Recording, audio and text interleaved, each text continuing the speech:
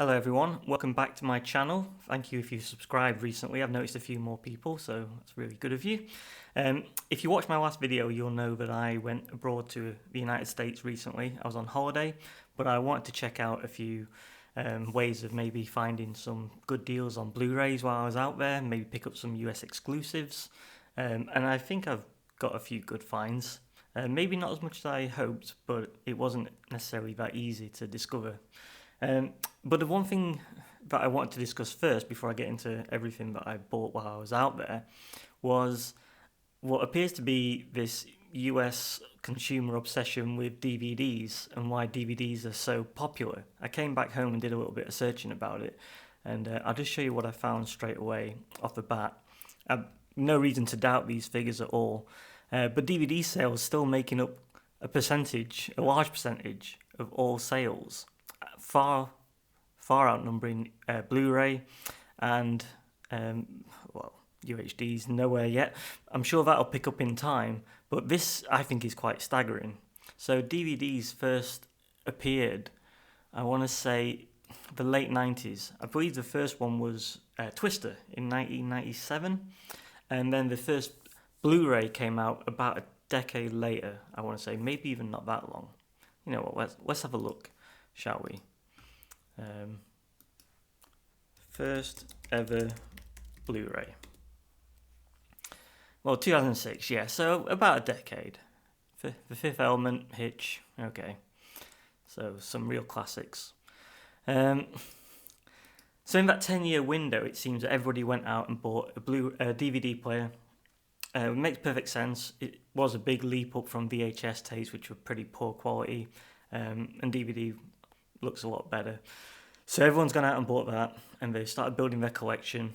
They're rebuying it after having bought it on VHS. They're probably a little bit annoyed. And then 10 years later, Blu-ray comes out. And Blu-ray is a huge step up, in my opinion. You get some extremely good quality Blu-ray discs out there, but far better than any DVD. And I really don't enjoy playing DVDs anymore, especially not on a large 55-inch screen. But it appears that a lot of American consumers have decided that they've had enough of rebuying their collection, and they're happy just to keep buying DVDs. And that's totally fine, you know, people can do whatever they want. But one thing that kind of frustrates a little bit is that a lot of things that got released on DVD are not being released on Blu-ray. Specifically, a lot of TV shows, I found. Now, I don't collect a lot, but every now and again something comes out that I really like and I want to buy it. So I really like The X-Files. Unfortunately, there's a big box set for that, which is great on Blu-ray. I also really like Buffy the Vampire Slayer. That's one of my favourite shows from when I was younger, and sadly that's only on DVD still to this day. And there's only one set, I think it's an American set, that's looks how it's meant to look, that they actually did a good transfer for. The UK ones are pretty poor, sadly, but they did a HD restoration of Buffy the Vampire Slayer and never released it on Blu-ray. It might be a good thing because it's not a very good restoration, to be honest. But Star Trek Next Generation, I like, that's got a nice Blu-ray set. But one of my favourite comedies of recent times is a HBO comedy, and it's only available on DVD. Now, fortunately, I've got a friend in America who agreed to receive these after I bought them on eBay and Amazon, the US sites, but would only ship to America. And when I went out there, I picked them up off him. And the show I'm talking about is called The Life and Times of Tim. It's a HBO comedy. There's 3 seasons, going to these nice box sets. I think it's hilarious. I'm a little bit disappointed that it's not on Blu-ray, although I am delighted to own them nonetheless. So I picked these up. I mean, I didn't buy them out there this time, but I picked them up while I was there. I just wanted to show you. There's an example I put into one side. Another example of a TV show that I quite liked is Clarice. Now, it's not brilliant, don't get me wrong, I don't think it's the greatest thing I've ever seen in my life, but as someone who really enjoys The Silence of the Lambs, and I loved it for the character of Clarice more than anything, I thought this was a good watch, and I thought they did a pretty good job. If this was available on Blu-ray, I'd pick it up, absolutely 100%, but for some reason CBS have decided it's only going to be on DVD. You can't get it on anything else. It's $24 in America, which is not bad for a TV series, a whole season. But if I wanted to buy it here, I have to import it, and that's £32.81. I just can't justify spending that much money on a DVD set of a series which is just, in my opinion, okay, and is region locked, of course. That's not a huge deal. My Blu-ray player will play Region 1 DVDs. But if you're a casual fan of this show, you're not importing this. And I'm surprised that Target are selling a lot of these. If they are, they might not be. I mean, there's no reviews yet. Maybe it's not going to encourage them to release it on Blu-ray either. But it goes some way, I think, to showing that they seem comfortable only releasing certain things on DVD only. And in 2023, I think that's quite mad. And I don't understand it. But even less so when I looked at this. I had a quick look at a recent release, John Wick Chapter 4. I said on Blu-ray, Target exclusive, $22.99. They are quite expensive just in general getting films in the US, I think. 4K UHD and Blu-ray, $26.99, slightly better value in my opinion. But the DVD, even the DVD is $20. I mean, so people aren't making huge savings. I saw one of the reasons why these figures keep coming up is that DVDs are more affordable. But I'm not really seeing that, especially on new releases. I mean, sure, you can go into like a thrift store and quite easily pick up an old DVD for like $1 or $2. But as you'll discover later, I went into a couple of thrift stores and found a couple of Blu-rays, very cheap. And I think it just, it's. I guess they're just testing the waters of what they can get away with at the minute. They know most people have, in America at least, just have a DVD player. And if they want this new film, they're going to spend $20 on a very substandard product, in my opinion. DVD in 2023 is a substandard product. I find it really quite baffling, but that's the state of play. When I was out there, I was staying with a friend, and we wanted to watch a few movies, and he only had a DVD player, and it was totally normal. Now, in fairness, his TV is only about, I want to say, 37 inches or something, maybe 40 at the most, but it's quite far away. And we put on some DVDs, and they did look totally fine. I can't deny it. It would have been a better image with Blu-ray, obviously, but it was good enough. And I think a lot of people, now they've got that equipment, no matter how old it is, and the DVD player is still working, so why would they update it? I don't know. I mean, if you're watching this channel, you're like me, you want the highest quality you can get, or at least something approximating that, and DVD simply doesn't cut it anymore. So yeah, I love that show, and I was happy to pick it up because I am also quite worried that show is not going to be available online. I feel like HBO are not going to hang on to keeping that one up. Maybe they've taken it down already. I don't have access to HBO anyway. There's no UK streaming site certainly that has that.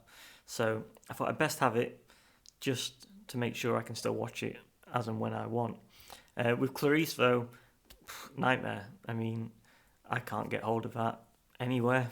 Not in the UK without spending a lot of money, and maybe I will in future, but I have more important things to purchase, especially now I'm making this channel and I want to show you guys interesting things that I pick up. I don't think many of you are going to be too interested in Clarice Season 1, a show that's been cancelled now. So yeah, interesting thoughts, I figure. Also, we went to Vidiots. I was staying in LA at the time. Vidiots is a fantastically interesting place. They've got like one theatre screen, but it's a video rental store. It's packed to rafters with DVDs. It has a lot of Blu-rays and a few 4Ks as well. But I was amazed to see that it appears to be like mostly DVDs, and you would rent one for a couple of nights for $3 a piece. And we rented a few. And like I said before, they did look fine on the setup that I was in, and I can't argue with that. But I was super shocked. And I don't really understand it. I mean, I don't necessarily think it's the same in this country. It might be, but it's a huge difference. 56.8% of all format market, for the format market share is just insane to me. I don't understand it. It's time to move on, in my opinion. It's time to give up DVDs for good. But I guess that 10-year head start that DVD had is just, it's been one of the reasons, I suppose, that Blu-ray is often reported as being like under pressure, or that it's dying out. That's not true, by the way. I mean, it's multi-billion-dollar industry every year. There's plenty of people buying these, even if it's just collectors. But it's just not I don't see it going away anytime soon. And more boutique Blu-ray labels are showing up. I know that some, unfortunately, don't last, which is a great shame. But I genuinely think that physical media is here to stay. I'm just shocked that such a huge proportion of it is DVD still. I'd like to see that change, but God, who knows? Who knows at this point? It just surprised me. That's what we were doing. We were renting DVDs in America. They looked fine, but yeah, shocked. And my friend who we rented it with, who he's got that equipment set up, he works in the industry. He seems fine with it. So who am I to argue? Right, okay, moving on. Because, yeah, I'll never understand that. I went out there. I first landed in New York, only for like a day or two. It was a bit of an extended stay over, or stopover. And I walked into a Barnes & Noble, and the first thing I noticed was that it was the 50% off Criterion Blu-rays. It's twice yearly sale. I think they last a month each time, so maybe July and December, I think, is what they said, or usually that's when they are. So I had to pick up some. I went on my Amazon wish list to double check what I was missing, although I kind of knew already. And there were 4 American Criterions, American only ones that I can't get in the UK without spending a lot of money. And as you'll know, Criterions are expensive. They're $40 usually. During the 50% sale, obviously $20. So I thought I got to pick up all of these. When I wanted to import them, I couldn't find, like, the first film, I'll show you. I think I found it to import for like £42. That's well over $50. And it's, I'm not spending that much, but $20, yes, I'll pick it up. The first film, okay, let's get into it. Michael Radford's 1984, obviously based on George Orwell's book. It's an excellent film starring John Hurt. I really enjoyed it, but I haven't seen it in a long time, and it's been on my wish list. So the plan was to wait until I get it before I rewatch it. So I've got that. And the other films are all pretty new to me, and I'm excited. So I've probably spoke about it before, but I love Akira Kurosawa. But I love his samurai films, like most people know them, like Seven Samurai. And I've got a bunch of those films, but I wanted to try something a little bit different. So these are 2 films that I've been recommended, and it's my attempt to try and expand my Kurosawa knowledge, and they are High and Low and Ikiru, if you can see those well. But I've heard great things about these, and I'm very excited to watch them. But I've nothing much else to say about them at the minute. The last one is the same. I liked Seventh Seal by Ingmar Bergman, and I've seen a couple of Ingmar's other films, but this is the one people always tell me is one of his greatest, and that's Persona. So I picked that up too. I spent $80. I didn't expect to do that when I walked in, and I wasn't going out there with loads and loads of cash. It's quite an expensive trip to make. I'm not particularly, super well off. But when I saw them, 4 Criterions that I needed in my, wanted in my collection, $20 a piece, I couldn't pass that up. So I splashed the cash, so to speak. It's quite an amazing thing when you can go out there and find yourself in the 50% off sale. I wasn't expecting that at all. But yeah, now my Amazon wish list, which is where I keep my list of what I want, now it no longer has any more Criterions from America. I've got a couple more Criterions that I do want to pick up. I want to get the Magnificent Ambersons for sure. There's probably another 1 or 2 in there, but they're ones that are released in the UK, and Criterion do release a fair few. I think it's Sony that actually distribute in the UK, but they're not region locked to anywhere, to America only. So I picked up a bunch of Wes Anderson films on Criterion, which I'll discuss in a future video, I'm sure. And they're, my region, pretty good price. I think they're like 20. Well, actually, I got them in a good deal, so they're like £15 each. But usually it's about 20 quid each, which is great. Much more affordable than the American ones. Like again, $40 for one disc. It's no matter how beautiful they are, and the booklets look fantastic. And the artwork's nice as well too. $40 is a lot of money, so everyone should always wait for the 50% off sale. There is a UK-based eBay store. I think it's got a website now as well. I can't remember what it's called. Forgive me. But they import a bunch and they'll sell them for a better price, but they're still expensive. You're not going to get them cheap that way. That's your best bet. If you happen to be in America during July and December, go and check out a Barnes & Noble and pick them up. I'm pretty happy that I managed to get these for this price. I'm looking forward to sitting down and watching them, especially those Kurosawa films, because he's the master. They've got to be good, even if they're not big samurai western action films like the ones that I loved since I was a child. They do look great still. I'm especially interested in this one, High and Low. We'll see. Toshiro Mifune's the star of this one. That's probably why I'm most excited for it, because he's amazing. Okay, so moving on quickly, because I'm just rambling, and you're just learning all about my escapades in the US. I wanted to try and find some bargains, and I thought thrift stores might have a few. Now, unfortunately, because of the way America is with DVDs, as you've seen, thrift stores, Goodwills is what I mostly went in, packed with DVDs, and a few Blu-rays are sitting around. Actually, the first thrift store I went in wasn't a Goodwill. It was just a regular thrift store, and they had a bunch of DVDs, no Blu-rays whatsoever, but I did have an urge to buy a few things in there. I didn't get them in the end. I don't know if I regret this, but because it's LA, there's a lot of for your consideration DVDs. They're essentially like digipacks that get sent out to people who vote on awards, like the Academy Awards or the Golden Globes. So you'll find a lot of TV shows there, but you'll find some movies too. And they usually come in like bare bones packaging. It's like a slipcase that's just one colour with the logo of the film on there. And there was one for Birdman. And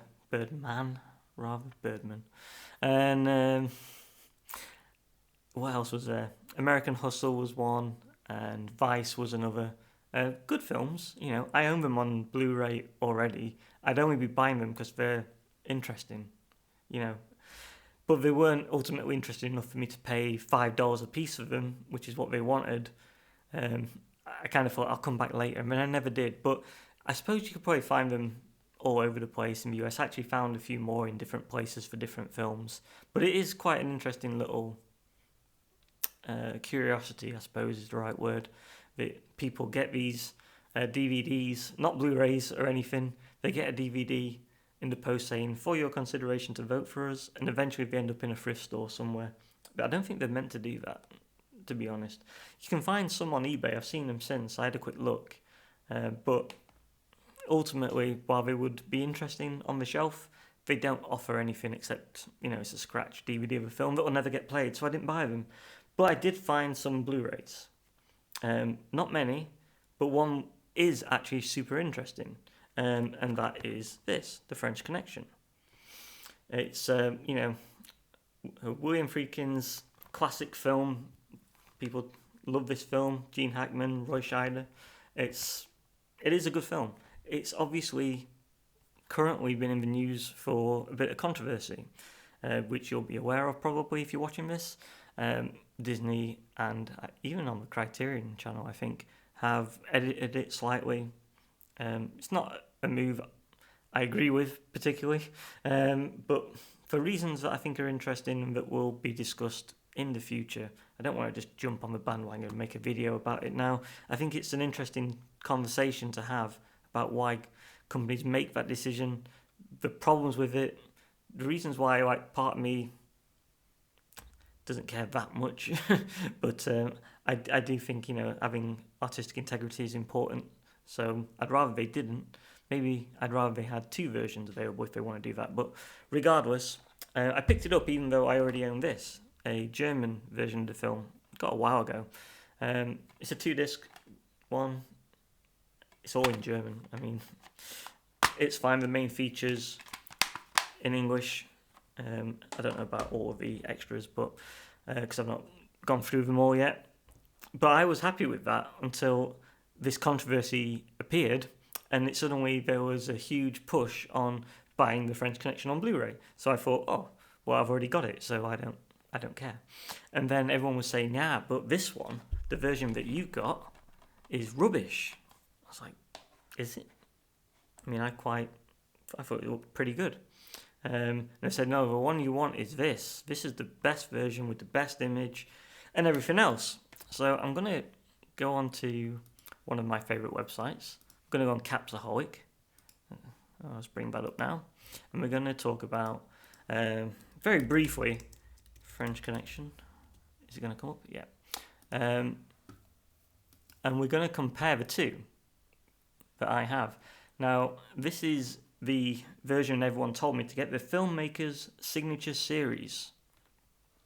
And if I... Here we go, we'll look at this. Right, that's the German version, and that's the US Filmmakers. Now, having looked at these, I might be mad, but I kind of prefer the first one that I got. At least, I don't know why, it just seems to be a little bit clearer when I'm looking at it. Maybe I am mad. Or at least I like the colours more. Like, this all seems really nice and clean edges, and then I go off and it just feels a little bit blurrier or noisier. I don't know. It's quite strange. Let's see if I can just look at this one instead. Yeah, so I can see the numbers quite clearly, and then I go off and it just feels a bit blurrier on the one that everyone told me is superior. Now, I think the reason why they tell me it's superior is because they've got the colours right to how it should be, basically, on this one. This is weird, isn't it? I just realised I've got both sides, so I can put it... There we go. So this one, on this side, is apparently... the colours are right, but when I look at it, I feel like it's... I don't know. I'm going to stick with the one that everyone says to stick with, not necessarily just for being a sheep, but presumably because this is close to the director's intention, and that's important. Even no matter what I think. Yeah, it's just so weird. That looks like wood. That looks like yellow, blown out colours. I don't know. It's so strange. Maybe when I watch it, I'll get a better idea of that one. But I want to pick it up anyway to give it another watch. In all its glory. Actually, I think there's an interesting story about how the original German version, or at least it's not the German version, the original Blu-ray, which I happen to have a German version of, this one, was apparently approved by the director, and he was very happy. And then his cinematographer, or DP, said what a load of garbage that is, and they fell out for a while, and then eventually he was convinced. Maybe, I think he said something about the master he produced looked great, and then during the printing of the discs they messed it up. Sounds impossible if you know how digital files work, but whatever, we'll let him off. So they went back and they made this version, and people seem happier with this. So I saw this in a thrift shop. This was $3.99. I've looked online before, it's hard to find now. I was amazed to see it for so cheap. Yeah, quite unbelievable. I ordered one on Amazon that was like $25. I cancelled that because I found it. Fantastic news. And that's what I'll find when I was out there. If I found any Blu-rays at all, they were cheap. They were $3, maybe $4. One was $2.99. One was $3.99. And that one, I think it was $3.99 or $4.99. Super cheap. So it had to be picked up. I don't even know if it's region free, to be honest. I've not looked. Maybe not. I'll find out. The other film this was $3.99. This is a great film that I really like and I don't own. This is definitely region locked, I'm pretty certain, but I picked it up anyway. The Prestige. You know it. I know it. Christopher Nolan. Great film. This one is not a great film, but I do think it's funny, and I might get some stick for this one. But whatever, it was $2.99, and I wanted to pick up some stuff while I was out there, so it was Bridesmaids. Whatever. I'm not going to win any fans for that one. But I'm sure I'll give it a watch someday. Kristen Wiig is very charming in it, so yeah, it's fine. And the last one I got, this wasn't from a thrift store, this was another Amazon purchase that went to my friend. A film I've never seen, but got recommended. And it's got Brittany Murphy in it, and Jason Schwartzman, Amina Savari, and Mickey Rourke. It's called Spun. And apparently, I think it's hopefully one more of the rave culture kind of films. I really enjoy human traffic, and I got told to watch a film called Groove, which is an American one, which is pretty good. I love Go. That's one of my favourites, and I believe it's that kind of film. So I was delighted to get that because that's a US only release, and I got that on Amazon for a pretty good deal. It's hard to find; it's deleted. A lot of films I end up spending a lot of money on are just deleted films. But yeah, I've managed to find a few pickups in Goodwill.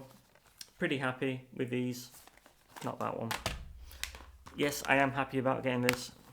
Whatever. Don't come for me in the comments. Talk to me in the comments. Talk to me about other things. But yeah, it's not the greatest, unfortunately, not the greatest thing to go thrift shopping if you want Blu-rays.